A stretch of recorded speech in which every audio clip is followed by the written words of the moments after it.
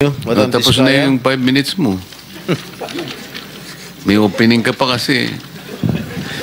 O sige, The news pagbibigyan report. kita. Madam Diskaya, Sarah. It is common knowledge that you own 9 companies. Namely, St. Gerard, St. Timothy, Alpha and Omega, Elite General Contractor and Development Corporation, St. Matthew, Great Pacific Builders, YPR General Contractor, Amethyst Horizon Builders, and Waymaker OPC. Am I correct? Yes po. Hanggang ngayon, up to now, you own these 9 construction companies? Yes po. All right. Since you started securing contracts from the DPWH, since kailan kayo nag-umpisa? 2012? DPWH? Yes. Yes po, 2012. Pag-usapan muna natin yung 2022 hanggang 2025. Ilan na po yung naging projects nyo sa DPWH? Marami na po. Ilan nga? I don't have Mahigit the figure. 400? Mahigit 500? Within the span of 3 years. I don't have the figures po. Estimate lang po, ballpark. Give me a figure. ballpark figure. Siguro po mga 400 ganun. I'm not Siguro. I'm really not sure. Okay. I don't have the figures with me. Sa loob, sa bawat taon, ilang bidding ang sinasalihan mo? Marami po kaming sinasalihan na bidding. All flood control projects? No po. Ano pa yung mga projects? Buildings, kalsada, Nationwide or only in Metro Manila? nationwide po. Nationwide. All right. Pero yung bulk ng mga projects na award sa ng DPWH, mostly sa Metro Manila. Am I correct? Hindi po, sa probinsya po. Sa iba-ibang lugar. No, the bulk of your contracts. Here in Metro Manila? No po, outside Metro Manila ang marami. Where outside? Where outside of Metro Manila? We have in Romblon, Cebu, Bohol, Bacolod, Zamboanga. Hindi naman po kami namimili ng lugar. Migos Project? Wala po. Sigurado ka? Opo, Kaya definitely. ka dahil pag meron kami ma-discover na may ghost project, pakukulong kita rito. Minimum totoo. Wala po talaga. Meron ka mga pictures na lahat ng mga proyekto ginawa mo? Yes po, Nasaan? meron po kami. Lahat ng mga 400 projects, meron kang litrato? Yes po. O i-submit mo rito sa committee. Okay po. Okay. Sa mga bidding na sinasalihan mo ng mga kumpanya mo, itong 9 na kumpanya, ilang beses kayo nanalo? At ilang beses, kung natatalo rin kayo sa Actually, bidding, I ilang don't beses have kayo the natatalo? actual figures, pero sa napanalunan, very minimal lang po talaga, mga 2%. Pero ang dami namin projects po na sinasalihan na bidding. So, sa loob ng isang taon, pag nagbibidding isang kumpanya mo, halimbawa itong ano ba yun? Yung Alpha Phi Omega, ilang beses kayo nagbid sa isang taon at ilang beses kayo nanalo?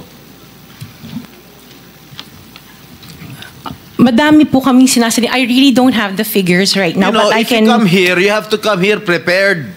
Yes You do po. not come here unprepared. Alam mo na, tatanungin ka eh.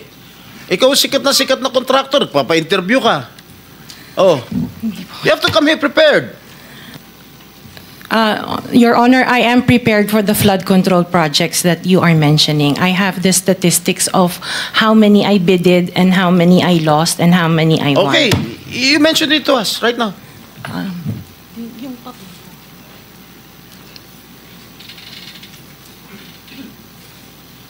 You are asking her to relate the 400. No, Parang mahirap naman yata. hindi. 400. In 2022, I bidded for 491 projects. This is just for the flood control, Your Honor. How many projects for 491. 491. 491. I joined the bidding. Po. Oh. This is in 2022. I only got 71 projects from the 491 na sinalinan ko po. 71 only. How many companies? Itong This is Sham? just for Alpha and Omega Oh, po. what about the other companies? What about the other 8 remaining companies that you own? I don't have the statistics Oh. for that because I was only called as Alpha Wait, and Omega. You admitted earlier when I asked you if you own these 9 companies and you answered in the affirmative. Right now I'm asking you kung ilan yung 71 flood control projects na napanalunan ninyo. Now you're only speaking in behalf of Alpha Phi Omega. Eh kanina sinabi mo ikaw may-ari ng Sham. Why can't you answer in behalf of the 8 remaining companies? Kasi po, yun lang yung na-prepare po namin for today's hearing. Oh, what about the representative of the other construction companies? Itong si Remando. Oh, how many? You're representing St. Timothy. Good morning po, Mr. Chairman. For St. Timothy Construction po, we have 145 projects. Flood control projects. Yes, Mr. Chair. Since Since 2022. up to the present as we speak, 122. 145. Excuse me? 145, Mr. Chair. Napanalunan ang na-award sa inyo 145 flood control projects. Yes, Mr. Napanalunan niyo yan. Yes, Mr. Chair. So, all in all, dun sa 8 companies, ilan? Dun sa 9 companies, hindi nyo alam? Out of the 400, maybe, who can answer my question from the DPWH? Maybe they have the records there. Mr. Chair, with the Just indulgence for of the the SP record- Pro Temp, Yeah. Yes, Senator Risa. kaugnay nung pagtatanong ni SP Pro Temp sa ngayon, gusto kong makapag-flash ng screenshot po nung Sham na calling cards, nung Sham na kumpanyang iyon. Calling card po ni Mr. Curly Discaya, na asawa po ni Ms. Discaya. So, mag-asawa po, dapat alam po nila in greater detail itong mga kumpanyang ito. Ito po, Mr. Chair, SP Pro Temp. Siyam na calling cards nung siyam na kumpanya, lahat sa pangalan ni Pacifico o Curly Discaya. So dapat po mas alam po both ni Ms. Sara Discaya at Ms. Roma Discaya Rimando ang mga detalye na tinatanong ni SP Pro Temp. Salamat, Mr. Chair at SP Pro Thank you, Temp. Senator Risa. Okay, for the record, yung may-ari ng St. Gerard Construction, nandun yung pangalan ng asawa mo, Pacifico Discaya. Okay? Doon sa St. Timothy, sino may-ari ng St. Timothy? Ikaw si Remando, no?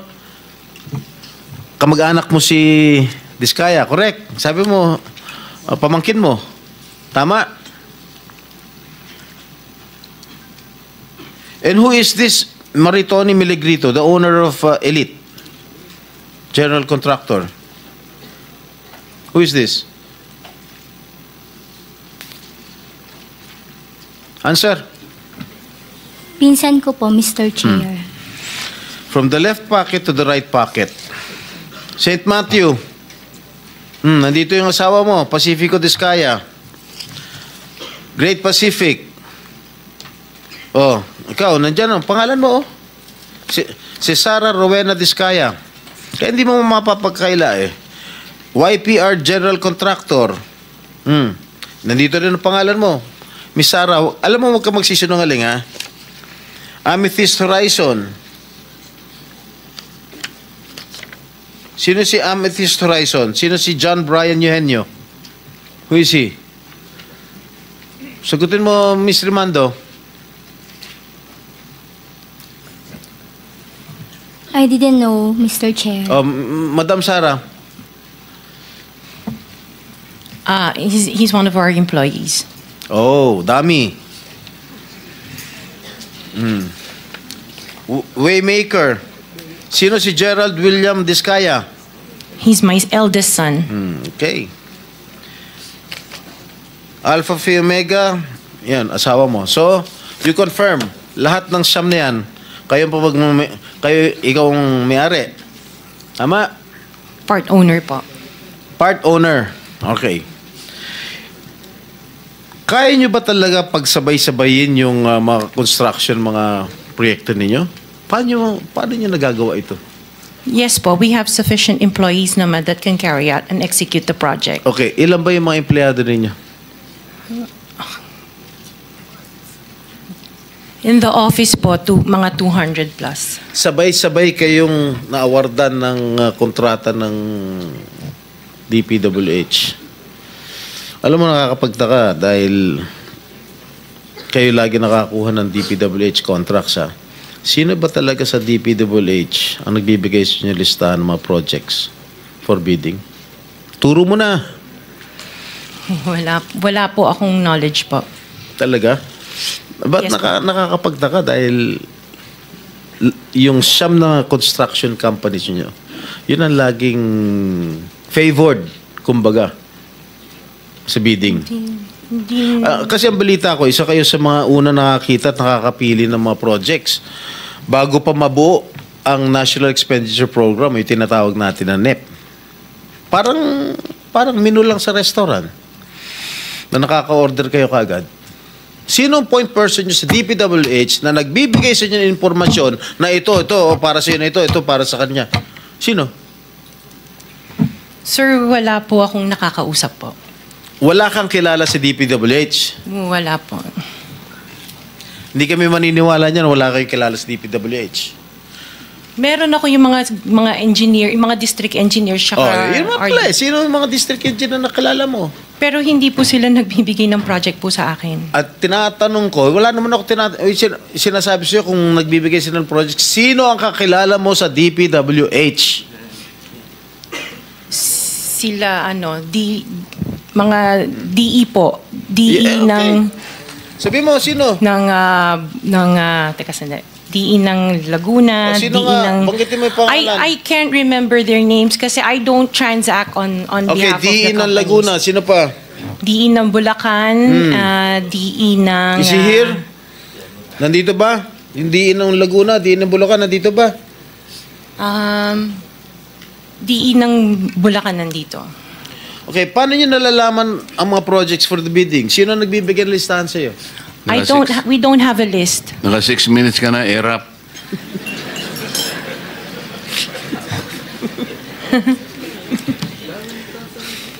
Okay. I don't have a list po. Sinisira mo yung... Interjection, Mr. Chair, with the permission of the SP Pro Temp. Okay. On the DPWH na binanggit po niya, Mr. Chair. Okay. Salamat, Mr. Chair, SP Pro Temp. Dahil natatanong po ni SP Pro Temp ang DPWH din in connection sa mga diskaya. I wonder, Mr. Chair, kung natignan na po, nasilip na po ng DPWH, kung may practice ang mga diskaya companies ng pagpapahiram o pagpaparent out ng lisensya nila para mag-force multiply sa capacity nila. Para kahit 200 lang daw ang staff sa opisina, kaya nilang mag-implement ng 491 projects or 71 projects, 145 projects in any 1 year. I wonder, Mr. Chair, kung nasilip na po yun ng DPWH. Incidentally, Senator Risa, you are the next interpellator, so you may want to continue with your 5 minutes. Thank you. Will do. Thank you, Mr. Pinatapos Chair. mo na ba ako, Chair? Ha? Okay. One last question, if I may. One last question, Mr. Chair, Senator Risa. Madam Diskaya, saan nyo ba kinukuha yung mga coaching imported, mga luxury cars?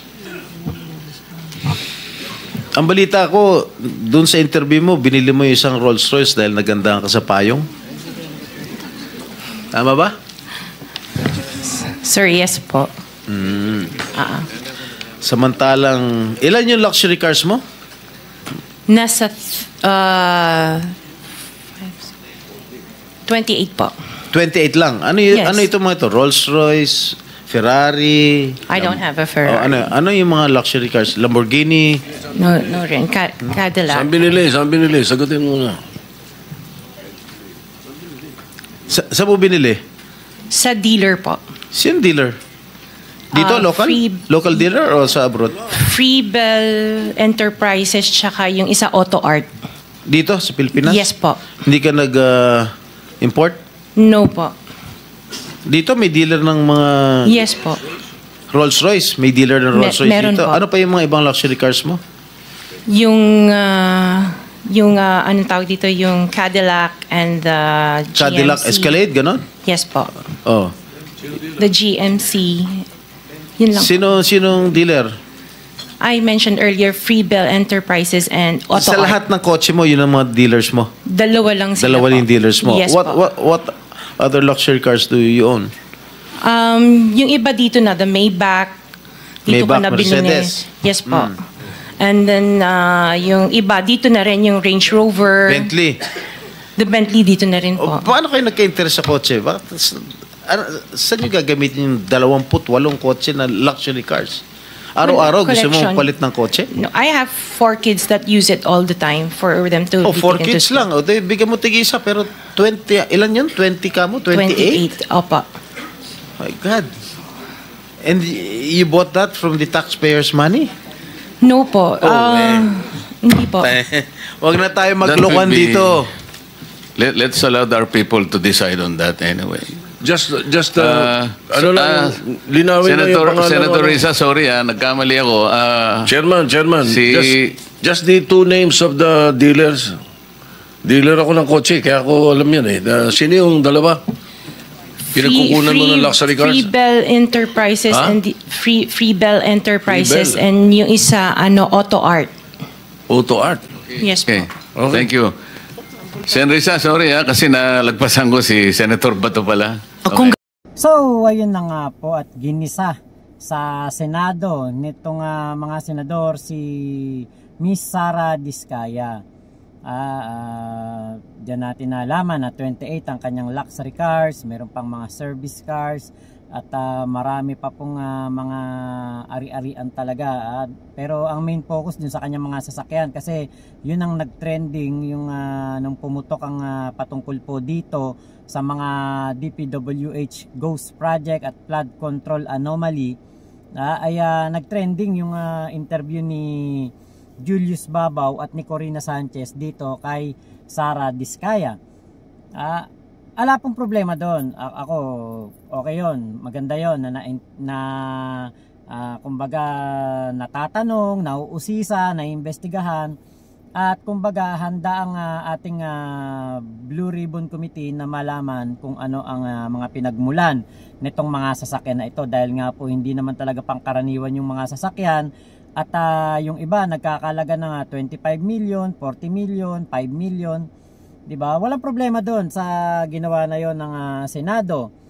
Pero ang tanong, ganyan din kaya kasidhi ang mga tanong ni Jinggoy kung sakali na si Chis Escudero na ang iniimbestigahan dahil sa natanggap nito na donasyon mula sa mga kontraktor? Ganyan din kaya ang magiging mga pagtatanong ni Jinggoy kay Joel Villanueva kung tanungin kung dun sa natanggap niyang pera mula dun sa San Jose Builders ba yun? At ganyan din kaya ang kanya magiging mga katanungan, kanyang parang masungit na pamamaraan o strikto na pagtatanong kung si Bongo na po ang iniimbestigahan at yung kumpanya ng kanyang kapatid, ng kanyang tatay na ang uusisain sa mga kung meron mang mga kumbaga kaugnayan nito sa mga ghost project o mga flood control program na na kumbaga mga questionable. Ganyan din kaya sila. Kaya nga po kumbaga tayo na parang hindi tayo mapalagay na sila ang nag-iimbestiga dahil nga po meron silang mga kasama na sangkot po dito sa mga flood control projects at yung iba yung mga kontraktor, ang pamilya, at yung iba na may nakatanggap ng pera sa kontraktor. Yan sana ang mga mas malaman natin. Pero magiging ganyan pa rin kaya sila kapag kasama na nila sa Senado ang tatanungin? 'Di ba? Kasi nakita natin si Ms. Diskaya, siguro kinakabahan, medyo nai-intimidate, pero 'di ba nakakasagot pa rin at nalalaman pa rin natin yung kumbaga yung mga meron siyang mga nasasabi na nakakapagpaliwanag sa sitwasyon ng kanilang pamilya ngayon. So maraming salamat po sa pagsama nyo sa aking vlog na ito. Ingat po kayo, nasan mang panig kayo ng mundo. Momo chup chup, love you, God bless us all, Pilipinas. God first. Salamat po.